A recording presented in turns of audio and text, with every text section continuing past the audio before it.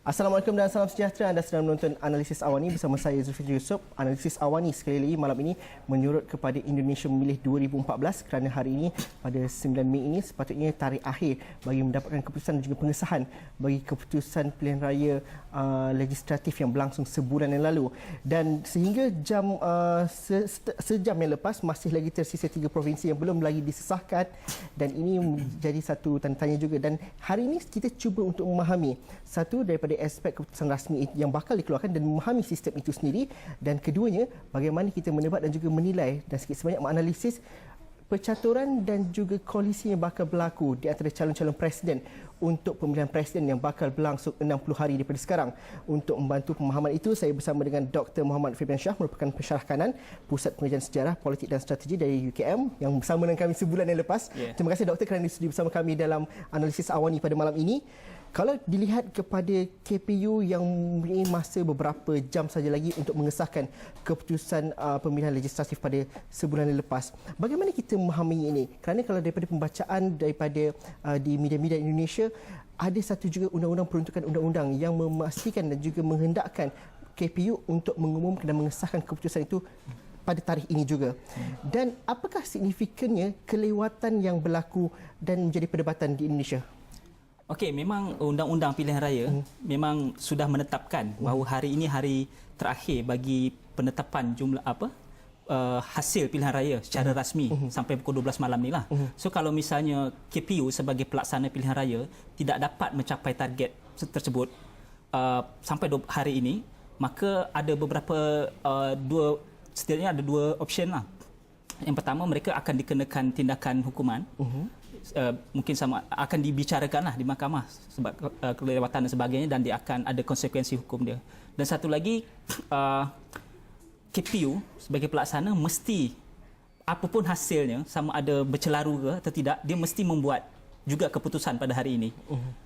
Kalaupun ada komplain atau misalnya ketidaksesuaian dan sebagainya, pihak yang dirugikan, terutama pihak yang bertanding dirugikan atas hasil yang bercelaru ini, mereka punya satu platform, iaitu membuat aduan di Mahkamah Konstitusi atau Mahkamah Perlembagaan yang dikhususkan memang untuk mengadili atau membicarakan kes-kes semacam ini, kes-kes pilihan raya lah. Dan saya juga dapat pembacaan saya juga menyatakan bahawa paling tidak hari ini sudah ada Kementerian Dalam Negeri, mereka sudah mempersiapkan satu draft undang-undang yang baru. Ini sebagai pelengkap sajalah yang untuk mengantisipasi jika KPU tidak boleh menetapkan hari ini, mereka siapkan draft tersebut yang menyatakan bahawa memberi masa sedikit lagi kepada KPU. So jadi ini belum pernah terjadi sebelumnya dalam pilihan raya di Indonesia. Sebab itu mungkin agak bercelaru sikitlah. Pemahaman awal daripada pembacaan kami mungkin menganggap bahawa pengesahan keputusan pada hari ini sepatutnya mengesahkan angka-angka daripada quick count yang kita dapat pada sebulan yang lepas. Tetapi apabila memahami kelewatan dan sebagainya, mungkin ada banyak lagi sudut-sudut yang perlu difahami secara asasnya mengenai pengiraan dan juga peranan KPU itu sendiri, Doktor. Betul. Sebenarnya kalau di daerah-daerah sendiri, di masing-masing provinsi, walaupun besar kawasan Indonesia, itu sudah hari pertama yang kita fahami quick count itu, mereka sudah nyatakan, dan saya rasa jumlah hasil yang ditetapkan malam ini oleh KPU tidak jauh beza. Tetapi persoalannya mungkin secara detail di daerah-daerah itu mungkin saya tidak melihat ini sebagai persoalan teknikal, tapi persoalan unsur-unsur kecurangan yang berlaku, di mana mungkin di daerah ketika sudah disahkan, tetapi ketika dibawa lagi di pusat untuk disahkan secara rasmi, mungkin mereka memeriksa lagi dan terdapat pelbagai persoalan. Itu banyak kes yang berlaku di pelbagai provinsi, sehingga data yang sudah disahkan di daerah tadi dan diperiksa lagi di pusat terpaksa dibalikkan lagi. Dibalikkan, dan ini saya rasa ini bukan unsur kesalahan teknikal, tetapi masalah transparansi, di mana KPU sebagai penyelenggara mencuba membuat transparansi mungkin. Maknanya kalau ada persoalan, mereka tidak boleh sahkan. Okey. Itu mungkin bunyi mengenai cara pengurusan dan juga perjalanan pengurusan pilihan raya itu sendiri. Tapi kita ingin masuk kepada pintu yang lebih sensasi dan juga sesuatu yang ramai ingin ketahui juga. Bagaimana percaturan koalisi untuk calon-calon presiden yang akan datang. Nama Jokowi dan juga Prabowo itu adalah nama yang cukup dominan pada sebulan yang lepas, dan ramai yang menjangkakan dengan partai manakah yang bakal bergabung. Sepanjang pengamatan doktor, sepanjang sebulan dan juga menuju lagi 60 hari menjelang pemilihan presiden, bagaimanakah itu dapat kita analisis sikit sebanyak? Okey, memang tidak ada satu pun parti atau calon presiden yang berani yang sudah menyesahkan mana koalisi mereka, kecuali PDIP dengan Nasional Demokrat. Itu saja. Kemudian tetapi akhirnya banyak perkembangan yang sebab parti-parti yang ingin berkoalisi ini mereka terpaksa mengubah keputusannya. Katakanlah misal Golkar. Dia sudah secara rasmi dalam perhimpunan agung dia memutuskan Abu Rizal Bakri sebagai calon presiden. So yang kita lihat mungkin sangat susah untuk dia maju sebagai calon presiden sebab kalah populariti dari dua calon yang lain. Apa kemungkinan yang diambil adalah Abu Rizal Bakri dia akan menjadi calon wakil presiden dan dia pun sudah ada signal-signal menyatakan bersedia untuk menjadi calon wakil presiden pada Prabowo. Tetapi untuk merubah keputusan dari calon presiden menjadi calon wakil presiden, mereka perlukan satu platform lagi, iaitu rapat pimpinan nasional yang dihadiri oleh atau perhimpunan agung lagi. Dan ini proses ini yang mungkin yang lama, yang kebanyakan parti itu menunggu hasil kiraan hari ini secara rasmi lah. Jadi minggu depan banyak masing-masing parti macam PAN dia akan buat rapat pimpinan nasional untuk memutuskan langkah koalisi, memutuskan siapa mereka ajukan sebagai calon presiden. Begitu juga dengan Golkar dan lain-lain. Jadi menunggu ini. Parti Demokrat besar signifikan menunggunya detik malam ini untuk disahkan semua itu untuk percaturan seterusnya? Tidak juga sebenarnya. Tapi mereka juga masih melihat sebab hasil itu sudah pasti. Berapa raihan undi sudah kita dapatkan.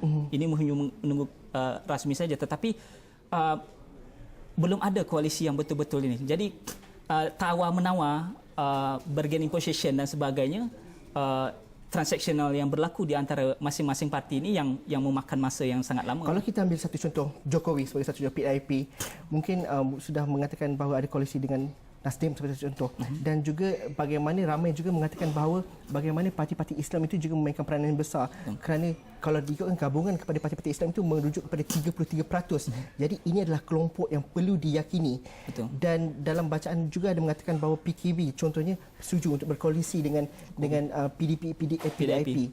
Dalam aspek itu, bagaimana kita melihat kepada langkah strategi yang dimainkan bukan sahaja daripada PDIP tapi juga parti-parti yang sifatkan sebagai parti-parti yang mampu menjadi penguat kepada parti-parti seperti PDIP ataupun yang lebih dominan ini. Okey, wacana tentang Parti Islam sendiri ini hanya di awal-awal ketika keputusan pilihan raya diketahui melalui quick count.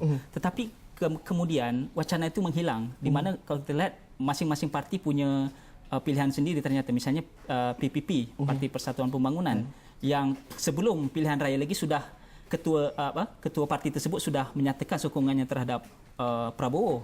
Tetapi ini menjadi masalah sebab sebahagian yang lain ahli parti tersebut tidak bersetuju, mereka lebih cenderung kepada Jokowi. Begitu juga dengan PAN. PAN yang sekarang hari ini juga menyatakan menyokong Prabowo, hanya menunggu rapat pimpinan nasional yang diadakan pada hari Selasa depan yang juga akan dihadiri oleh Prabowo. Itu menunjukkan walaupun belum secara rasmi, tapi PKB juga walaupun belum secara rasmi tetapi dia sudah berada di dalam gerbong PDIP. Jadi kita tengok parti Islam ini terpecah-pecah. Jadi saya rasa kekuatan masih pada dua, antara Prabowo dan Jokowi pada setakat ini.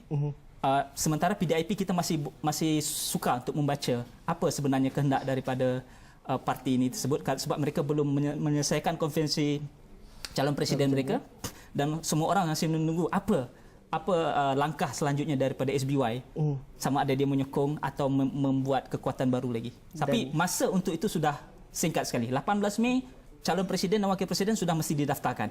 Jadi saya rasa hanya seminggu lebih saja lagi, saya rasa tidak akan muncullah kekuatan baru di selain kedua Jokowi dan Prabowo. Dan juga Jokowi. Tapi apapun semua, yang menariknya koalisi dan juga siapakah calon yang bakal mendampingi dua calon presiden yang katanya dominan ini. Saya nak teruskan perbincangan selepas ini, tapi kita berhenti rehat seketika dahulu. Kita akan teruskan perbincangan mengenai Indonesia Memilih 2014 selepas ini dalam Analisis Awani. Kita berhenti rehat seketika dahulu.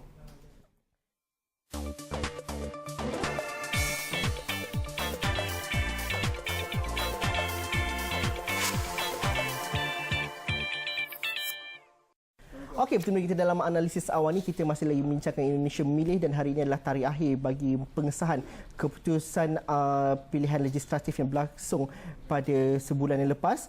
Dan dalam mengikut data dan juga berita yang kami terima daripada sejam yang lepas, masih lagi ada beberapa kawasan yang masih lagi belum disahkan kerana kami masih menunggu keputusan rasmi dikeluarkan.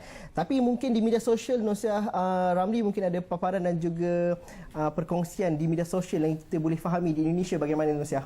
Betul, Tuzul. Seperti yang kata Tuzul tadi, kelambatan pengiraan undi oleh Komisi Pemilihan Umum KPU mendorong kemarahan rakyat Indonesia sejak beberapa hari lalu lagi. Dan di media sosial, orang ramai berkongsi demonstrasi dan protes yang dilakukan terutama sekali gerakan mahasiswa. Mereka menganggap KPU cuba melakukan penipuan yang bakal memihak kepada parti Golkar. Antaranya gambar dan demo yang turut melibatkan pertempuran dengan polis adalah di Bandung. Bulukumba demonstrasi turut mencetuskan kekecohan di tempat ibu pejabat KPU di sana. Sementara gerakan mahasiswa pembebasan anggap KPU dan Pilihan Raya Indonesia tahun ini gagal disebabkan kelambatan ini. Di Tangerang juga turut berlangsung demo, namun jumlah orang yang menyertainya tidak ramai.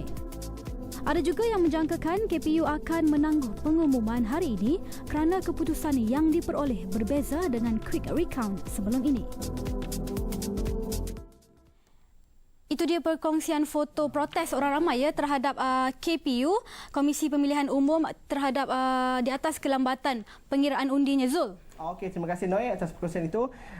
Doktor, bagaimana kita memahami ini tidak berlaku di pusat tapi lebih kepada bentuk di lokal dan sebagainya. Bagaimana kita memahaminya itu? Ya, kalau kita tengok tadi laporan tadi, memang demonstrasi-demonstrasi memprotes KPU itu berlaku di daerah, di Bandung, di Tangerang dan sebagainya, bukan di Jakarta di mana KPU pusat yang sebab KPU pusat hanya menerima laporan saja dari daerah. Jadi persoalan sebenarnya berlaku di daerah. Sebab kalau kecurangan berlaku di situ, KPUD atau Komisi Pemilihan Umum daerah yang punya masalah berarti, bukan di sini. Bukannya di pusat. Okey, saya nak bersama dengan Dr. Ari Banis di Talian, Dekan Fakulti Ilmu Sosial dan juga Ilmu Politik dari Universitas Pajajaran Indonesia. Hello, Assalamualaikum Dr. Ari. Selamat malam. Selamat malam Dr. Ari. Dr. Ari, tadi kita ada berbual dan kita juga masih menunggukan keseluruhan keputusan untuk disahkan. Itu satu faktor yang mungkin Dr. Ari boleh memberikan sedikit garapan pencerahan mengenai perkara itu dan juga mungkin ada sedikit analisis mengenai dua calon yang dominan untuk calon presiden. Kerana ingin saya kongsikan ada hasil survey daripada lembaga survey dan polling Indonesia yang mengatakan bahawa Jokowi mengalami penurunan sedikit sokongan, Prabowo meningkat naik sedikit, tapi Abu Rizal Bakri cenderung berada di kedudukan yang sama, yang stagnan di situ. Mungkin doktor boleh memberikan analisis awal mengenai perkara ini. Okey. Yang pertama adalah mengenai rekapitulasi suara yang belum selesai di dua provinsi karena ada persoalan yang struktural dan sistematis yang berkenaan dengan kecurangan-kecurangan yang terjadi di daerah. Memang hal ini belum diantisipasi sebelumnya oleh KPU, tetapi pada tanggal hari ini, tanggal 9 ini, mereka akan menyelesaikan apapun yang terjadi.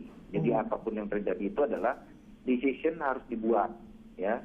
Nah itu oleh karena itu banyak gejolak di daerah-daerah yang menolak tentang hal ini karena merasa bahwa kecurangan-kecurangan itu tidak diabaikan oleh pihak KPU. Tapi kalau saya lihat bahwa perolehan suara yang didapat di quick count dengan di secara resmi atau formal berbeda jauh. Jadi pendapat yang menyatakan bahwa PDIP itu nomor 1 raihan suaranya, lalu diikuti oleh Golkar dan Gerindra itu tidak akan berubah, dengan Demokrat tidak akan berubah. Tapi posisi presiden, calon presiden memang sekarang sedang menimbang-nimbang koalisi, dan kalau menurut saya saling menunggu, ya, saling menunggu siapa. Sekarang itu adalah persoalan di Indonesia, adalah isunya adalah siapa yang akan memilih siapa. Jadi mengenai kandidat atau wakil presiden. Jadi Jokowi sampai sekarang belum menetapkan karena dia menginginkan pada hari ini final rekapitulasi suara secara formal dan baru nanti akan dideklar siapa yang menjadi calon wakil presidennya. Tetapi setidak-tidaknya ada 3 partai yang mendukungnya. Pertama adalah PDIP sendiri, lalu Nasdem, dan kemungkinan PKB akan merapat ke sana. Jadi sudah terlihat kira-kira calon wakil presiden yang akan diusungnya siapa. Gitu. Nah, di daerah-daerah suara Jokowi itu yang tadinya elektabilitasnya tinggi sekarang ya. Hal ini kenapa? Ada berbagai faktor ya. Faktor yang pertama adalah memang Jokowi itu terlalu lama untuk menetapkan wakil presiden sehingga orang melihat bahwa ini akan siapa wakil presidennya dengan kira-kira apakah hanya 2 partai yang mengusungnya. Nah, ini juga menjadi keraguan-keraguan tersendiri karena manuver-manuver yang dilakukan oleh partai-partai yang kecil atau partai-partai menengah itu belum menentukan siapa nanti pilihannya. Seperti DPP tiba-tiba diputuskan dengan Gerindra tapi tiba-tiba tidak. PAN masih bahwa dia menginginkan Hatta Rajasa itu menjadi wakilnya Prabowo. Jadi ini ada persoalan-persoalan tersendiri yang berpengaruh pada efeknya ke perolehan elektabilitas dari Jokowi. Doktor, kalau kita membaca pembacaan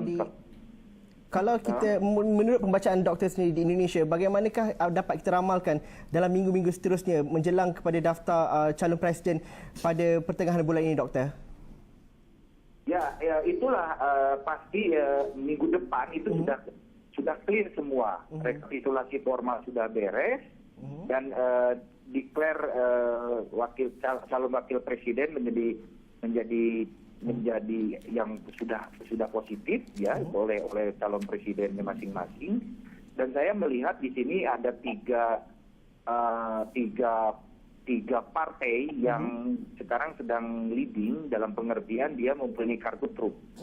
Pertama adalah Demokrat, dia jelas mempunyai ketutup. Walau bagaimanapun 10% itu adalah signifikan untuk koalisi. Mungkin Demokrat tidak akan memunculkan calonnya, tapi dia mempunyai bargaining ketika akan membentuk pemerintahan. Itu satu. Yang kedua adalah Golkar. Golkar itu mempunyai suara yang sangat signifikan, tetapi dia tidak mempunyai calon yang mumpuni, calon yang elektabilitasnya tinggi. Ya, seperti yang tadi diungkapkan, elektabilitasnya masih tetap aja datar. Bahkan kemungkinan strateginya adalah Ical tidak menjadi atau berjalan nanti. Tapi dia akan mengusung kepada 2 partai besar, yaitu PDIP atau Gerindra. Nah, itu belum dijatuhkan pilihan. Tapi kecenderungannya adalah ke Gerindra. Dan kalau ke Bakri menjadi nomor 2, ya sudah jelas. Karena tawarannya tidak ada yang lain, karena elektabilitasnya lebih tinggi Prabowo, gitu ya. Artinya Golkar harus mengalah. Suaranya diberikan ke Gerindra, yaitu capresnya Prabowo. Kemungkinan cawapresnya adalah dari Partai Golkar tapi bukan Ical atau Ical. Ada 2 kemungkinan. Jadi tergantung Rapimnas nanti memutuskan apa. Nah, Jokowi dia mendapatkan siapa calon wakil presidennya. Nasdem jelas tidak akan mencalonkan wakil presiden, tapi PKB yang bersemangat untuk mencalonkan wakil presidennya. Ada 2 kemungkinan nama yang akan dimunculkan, yaitu JK dengan Mahfud MD. Itu yang minggu depan kira-kira akan terjadi hal-hal seperti itu, kecuali Demokrat bisa maju juga ya calonnya, entah itu calon presiden ataupun calon wakil presiden. Tergantung keputusan konvensi gitu. Minggu ini. Doktor, saya perlu menghubungi doktor semula mungkin minggu hadapan untuk analisis yang lain. Itu saja masa yang kita ada bersama doktor. Terima kasih doktor kerana analisis itu. Dan kita berhenti seketika dahulu. Kita jumpa lagi selepas ini untuk blok terakhir bersama Dr. Fabian. Terima kasih.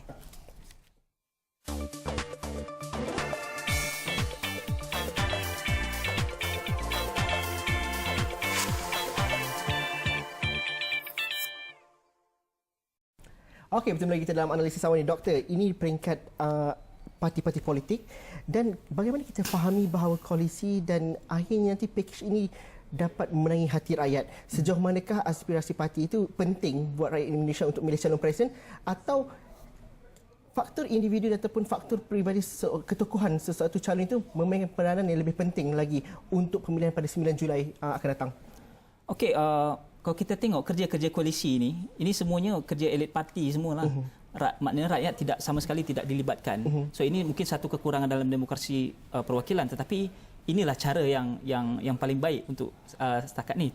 Tetapi memang rakyat nanti hanya akan memilih hasil keputusan-keputusan yang telah dibuat oleh elit-elit politik ini tersebut. Katakanlah hasil koalisi 2 calon presiden yang bertanding, so rakyat hanya boleh memilih itu atau tidak memilih sama sekali. Cuma itu saja pilihan yang ada. Jadi saya rasa begitulah realiti sebenarnya. Tetapi kalau kita tengok dari sentimen akar umbi dan sebagainya, memang dalam sebulan terakhir atau bahkan sebelum pilihan raya, dua tokoh inilah, atau katakanlah Abu Rizal Bakri, mereka tidak di situ. Yang tidak, kita tidak tengok contoh lain. Maknanya masyarakat Indonesia sendiri sudah punya bayangan, sudah siapa yang akan Jadi bukan ada kejutan dari tokoh-tokoh tertentu ke, tak ada.